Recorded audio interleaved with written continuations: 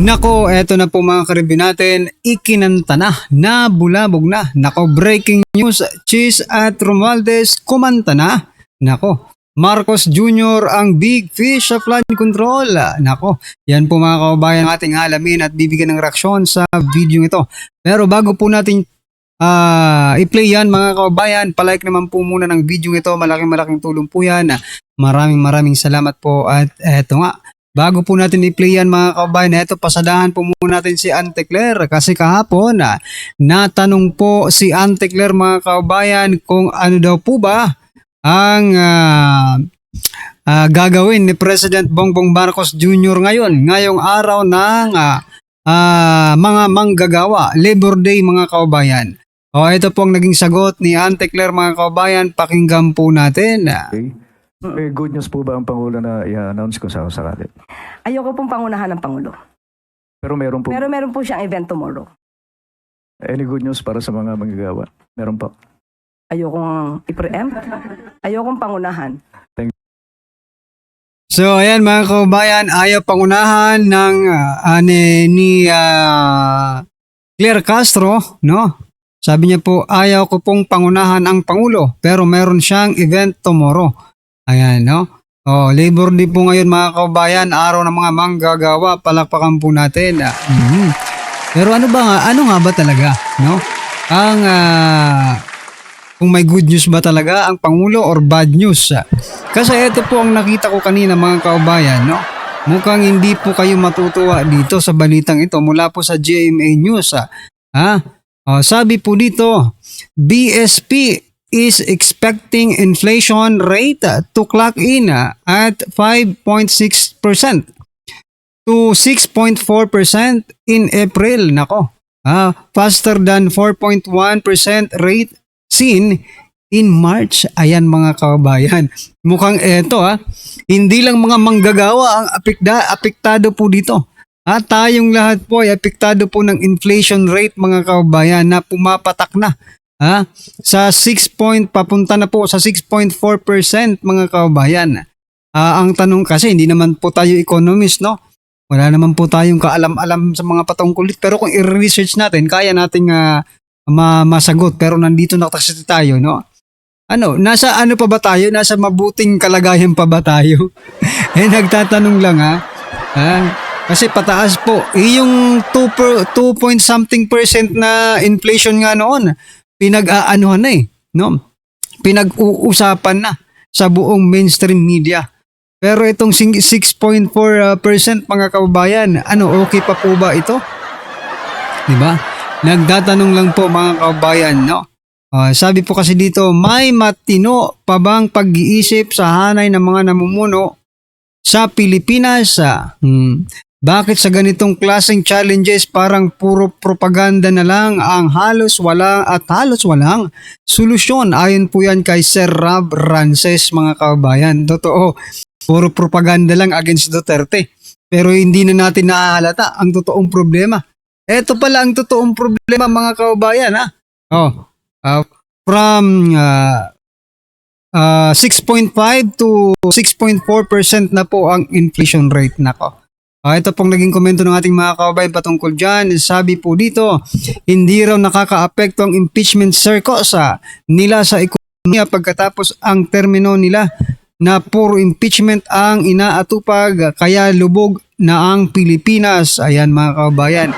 Speaking of impeachment, mga karibyo natin, na pag-uusapan rin po ngayon mga kababayan ang word na forthwith, no? Yung forthwith po ay naging malaking issue po yan nung panahon po ni Senate President Cheese Escudero mga kababayan.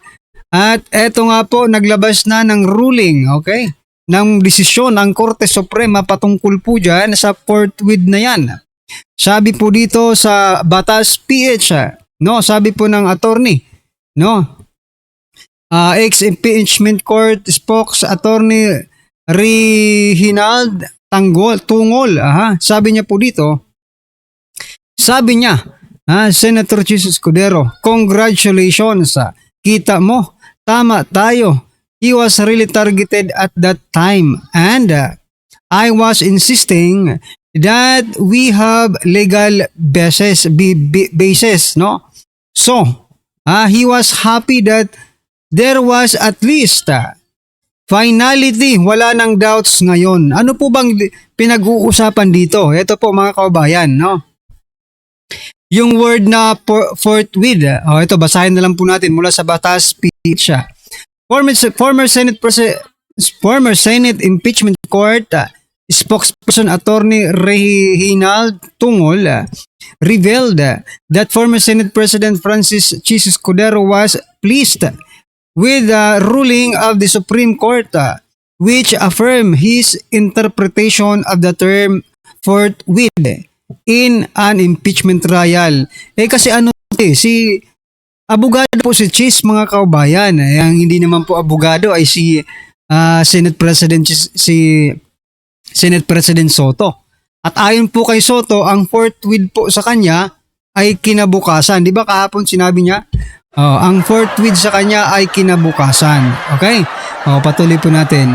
It can be recalled that there were heated debates regarding the Constitution mandate directing the Senate to forthwith proceed with an impeachment trial once verified impeachment complaints are referred by the House.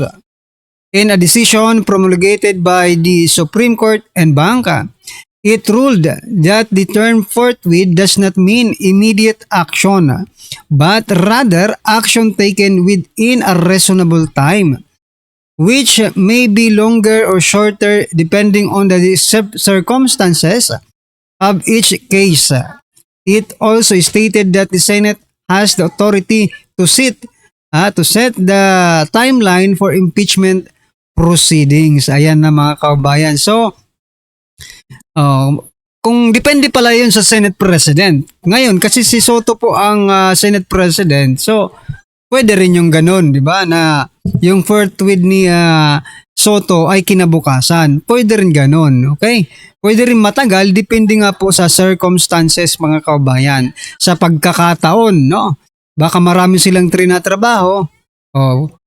Pwede rin lang itigil yung kanilang trinatrabaho at trabahuin muna nila si BP Sara para wala na po silang problema. Di ba? Sa 2028. Nako po. Ito pong naging komento ng ating mga kababayan patungkol dyan. Sabi po dito, to selected few, maaring tama siya but the framers of the Constitution never agree. Me included. Ayan, ha? Sabi naman po dito, pero marami pa rin ang mga anti-Duterte na umaastang mas magaling pa sa mga hurado ng Supreme Court na tumututol. Karamihan hindi pa nakaapak sa college. Ayan, sabi po ni Mans. Nako, pabor nga kami dyan eh. Yung forthwith po na sinasabi ni Chis Escudero, pabor po kami kasi hindi agad-agad. Depende nga po sa circumstances, mga kabayan. Ang gusto kasing mangyari ng House of Representatives noon, pagkapasa po nila, inutusan agad nila yung Senate President na, umaksyon agad kayo. Sabi nga po dito sa ruling ng Supreme Court, depende po yun sa pagkakataon, mga kabayan. Maybe depende rin po sa nakaupong Senate President, di ba? Anyway, ano po ang inyong masasabi dyan, mga kababayan? At eto, bago po natin i-play yung video, mga karibin natin, eto, pagbigyan nyo po ako, gusto ko lang pong bigyan ng reaction to. Ito pong isang post sa social media, sabi po dito, mga kababayan, no? Kung ayaw humarap sa impeachment hearing ni BP Sara, ni Inday Sara, gawing Prime Minister na si Pangulong Bongbong Marcos Jr., ano ka? Sabi po yan ni Romeo TV. Siniswerte yata itong hinayupak na ito maging Prime Minister si PBBM dahil hindi lang umatin si BP Sara. Ang tanong, is it in the Constitution? Nasa Constitution po ba na pag hindi umatin sa impeachment si BP Sara ay agad na gagawing Prime Minister ang Pangulo? Diba? Malaki yata ang sira ng nito tornilyo nito, mga kaubayan ito po ang ating mga naging komento ng ating mga kaubayan patungkol po dito. Sabi po ni Carlos, yes, gawing Prime Minister, gawing Prime Mastermind sa flood control. Ayun, yan patuloy pwede. Pero gawing Prime Minister ng ating bansa, nako po. Ito tuloy, sabi ni Marcel Gasmara, yes, gawing prime mastermind sa flood control. Ayan. Imungkahi mo muna boy, na magpa-hair follicle test si BBM bago yang iniisip mo. Correct. Ikaw na itong pagmumukhang ito. Ayan po sa Romeo TV mga kabayan. Sinasabi po dito sa komento po ni Fermin Tigas Jr. Thank you sir. Imungkahi mo muna na magpa-hair follicle test si BBM bago yang iniisip mong maging prime minister siya. Diba? Ang labo naman itong taong ito na. Hindi impeachment court ang HOR para malaman mo Senado may jurisdiction para sa impeachment hearing. Hindi bobo kasi ito no? Hindi pa nga napagbubutuan sa House of Representatives. Gusto mo nang i-impeach si BP Sara. Hindi pa nga nag-convene yung impeachment court, mga kabayan, sa Senado. Gusto mo nang palitan si BP Sara. Gusto mo nang gawing Prime Minister si BBM. Ang laki talaga ng sira ng tornilyo nito, mga kabayan. Sabi po nito ni Bella, sa bahay mo gawing siyang Prime Minister, kunin mo na siya parang awa mo na kung mahal mo ang Pilipinas. Iuwi mo na siya total, mahal na mahal mo naman at gustong gusto mong mamuno siya. Correct. Gawin mo ng tatay yan, di ba? Gawin mo na sa lahat ng angkan nyo. Maybe nga, no? Sa angkan nitong si Romeo TV. Baka siya lang po, mga kaubayan, yung gustong gusto ang CPBB. Baka namalitahan ang hinayupak na ito. Di ba? Kasi siya po ang may gusto Ewan ko lang sa angkan niya kung ganun din ba ang sinasabi nila, mga kaubayan. Anyway, ano po ang inyong opinion dyan, mga karibin natin? Just comment down below. At eto, pasadahan na po natin yung video. Pasok ka. Pakita lang ako sa inyo kasi alam mo may nababasa akong hindi maganda dito Sinabi ko na ito sa sa Facebook ko Sana mapanood ninyo dahil dito naipaliwanag ko din gusto kong bakit nangyayari ito Ito, panoorin nyo ito. Asan na yun Asan na yun? Ito. Ito.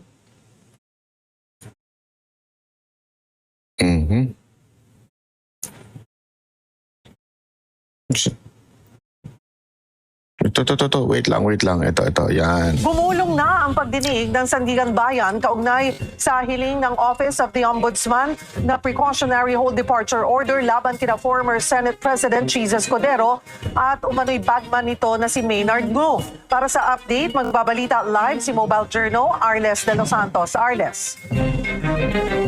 Cheryl, nagpapatuloy nga yung pagdinig ng Sandigan Bayan 6th Division para sa hiling ng Office of the Ombudsman na pigilan na makalabas na bansa si dating Senate President Cheese Escudero ang umunoy negosyanteng bagman nito na si Maynard Ngu. Pero ang pagdinig, Cheryl, ay isinagawa sa closed door dahil sa ilan nilang mga impormasyon na posibleng matalakay sa pagdinig. Wala pang kaso si Escudero pero iniimbestigahan pa rin ito dahil sa posibleng graft, plunder at indirect bribery. 7 buwan yan mula nang madawit sa mga umunoy nakatanggap ng commitment o kickback mula sa flood control project. Sa Senate Blue Ribbon Committee hearing, matatanda ang Cheryl na idinawit ni dating Public Works Undersecretary Roberto Bernardo si Escudero na isa umano sa mga mambabatas na nakatanggap ng kickback. Sabi ni Bernardo, hiningan siya ng negosyanteng si Maynard Ngu na nagsilbi umunong bagman ni Escudero ng listahan ng mga proyekto noong 2024 at lumalabas na 2 beses umanong nag-deliver si Bernardo kay Ngu ng 20% na umanong commitment ni Escudero para sa flood control projects ng pamahalaan na aabot raw sa 1.4 billion pesos. Pero Cheryl, nauna nang itinanggi ni Escudero ang mga alegasyon na ito at tinawag itong pag-atake sa Senado at kanyang reputasyon. Cheryl. Arles, may update din ba sa iba pang nadadawit sa flood control scam na sina former House Speaker Martin Romualdez at pati na kay former Congressman Zaldico? Cheryl, sa isang radio program ni Ombudsman Boyeng Rimulya. Alam mo kasi dito, napapansin ko lang ito, obserbasyon ko lamang naman po. Dinimanda nila si Romualdez at saka si Escudero. Pero kung mapapansin mo, yung kay Escudero detalyado. Para bagang well-researched, talagang naghanap ng maraming supporting evidence silang hinukay, kuno, para akusahan si Escudero. Pero kay Romualdez, wala masyado. Napansin niyo yung bigat nung paratang nila kay Escudero, napakatindi. Pero kay Romualdez, Wala ka masyado maririnig na balita tungkol sa kanya. Basta kinasuhan siya. Para bagang sinasabi dito, hindi lang si Escudero kinasuhan namin pati si Romualdez. May pautot pa sila na hindi pa aalasin, pero hindi natin masabi kung naandi dito. Kasi kung naandi dito, isang press con lang tapos ang usapan eh. 'Di ba? Deny sila ng deny na hindi pa umaalis siya ng bansa, nandi dito pa yan. Pero hindi natin nakikita kaninag niya. Walang media nakakakita ng kaninag niya. Sa kamera, hindi nga daw siya nakikitang pumapasok. Sabi mismo ng mga congressman yan. So, para bagang isinama lang si Romualdez doon para hindi masyadong halata na ang puntirya ay hindi naman siya. Para bagang drama na lang. Yung feeling ko lang naman ito, aking opinion. Maaring mako'y mali. Feeling ko, idinarag lang yung pangalan niya, pero wala naman talagang awayang nagaganap between Remulla and Romualdez. Para bagang drama lang. O kunwari lang mag-aaway tayo, kunwari lang sasampahan ko kayo ng kaso para pagdating ng time, kung ma-dismiss yung kay Romualdez at tumuloy yung kay Escudero na panakibutas, hindi sisisihin ng gobyerno kasi ikinaso naman at korte na ang bahala dyan. Kasalanan ng korte. Para lang may masabing nakasuhan pero mahina naman yung pinresentang kaso. Diba? So yan mga karibin natin, ano po ang inyong masasabi dyan? Sa palagay niyo po ba drama lang ang mga nangyayaring ito? Or talagang tutuluyan po nila? Itong si Escudero at si Romualdez, no? Well, anyway, ano po ang inyong opinion dyan mga kababayan? Just comment down below at syempre huwag pong kalimutang i-like ang video ito. Malaking tulong po yan. Maraming salamat po.